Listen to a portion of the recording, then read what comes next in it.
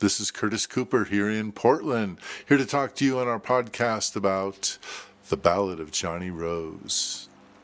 This is our first podcast. Today we're going to talk about the story of Johnny Rose. Well, obviously it's about one person, Johnny, and what he goes through in life and the challenges he faces. And basically he starts off rather destitute in the beginning of our story. He shows up, he's just returned home from out of town where he was living, going to school and everything, and now he's lost it all and he's broke and he's come home and he's trying to start over. And that's really what the story is about, him starting over, but trying to figure out which way to go, what exactly he wants to do with his life, and how exactly he's going to kind of fix things and change things. But along the way, there's all kinds of other energies that come along that try to interfere with his plans, try to take over his space, try to control him, try to manipulate him. These come to him in the form of friends. Hey, come on, let's go party. And addiction energy, party energy gets in the way. He actually finally makes it home, sees his family, and even family energy is in his space, is trying to manipulate him, isn't allowing him to be the person he wants to be. His family wants to be just like them, but he's an individual, and so there's another challenge he has to go through.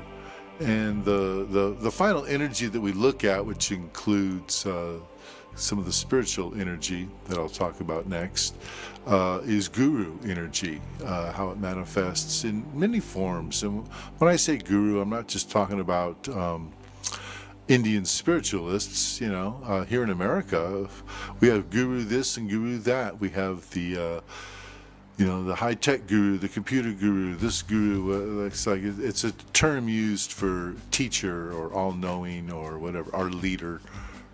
And our guru, he wears a black turtleneck like Mr. Jobs. So we're really just talking about the energy of guru. Speaking of the energy, the other characters in the show are the three spirits. And this is something that the audience can see, but the actors cannot.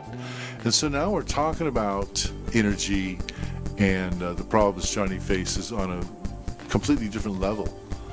How spirit energy can come in, how family spirits, addiction spirits, guru spirits, and these are just a few of many, and they have that ability to manipulate Johnny, to control him, to come into his mind and make him do things he probably wouldn't normally do.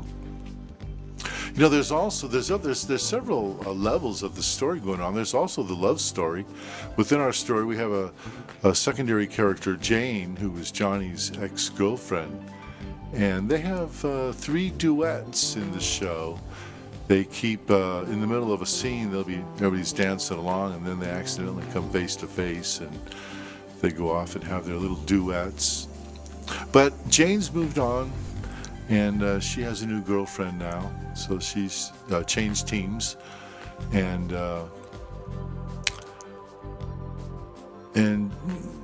Johnny was really kind of off in his own little world anyway, but nonetheless running into her and seeing her with her new girlfriend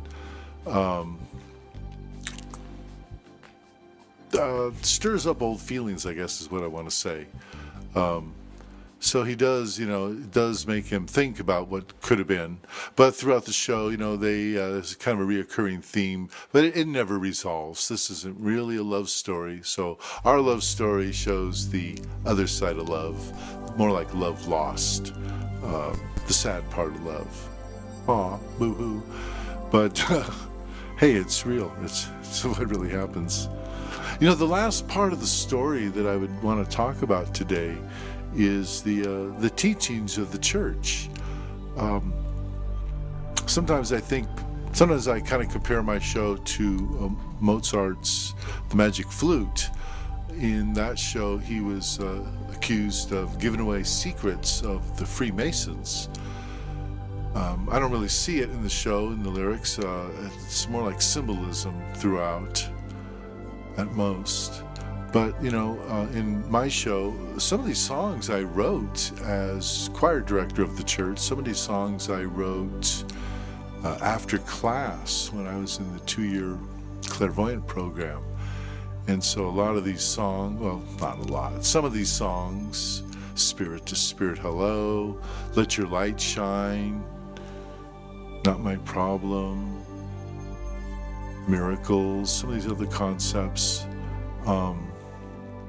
There are some of the things that we talk about, that we look at, that we teach at the Berkely Psychic Institute, which is, of course, the seminary for the Church of Divine Man. I was the meditation teacher at the church in Santa Rosa for about 10 years.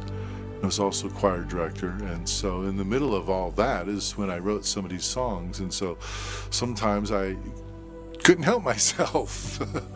It's just what came out. The songs I wrote after class, I was driving home from Berkeley, and I was an hour drive, and I'd get home, I'd sit down at the piano and write the title down and write the time and date, and I'd finish up, and it was about 1 hour later, these songs channeled through me really quick.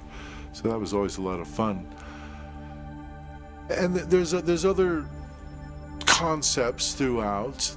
Not every song or not every song title is a spiritual concept or part of the teachings, but you just hear things throughout about being spirits in bodies, having that connection to the divine, to the supreme being, being able to go within, talking about meditation and other aspects of spiritual practice.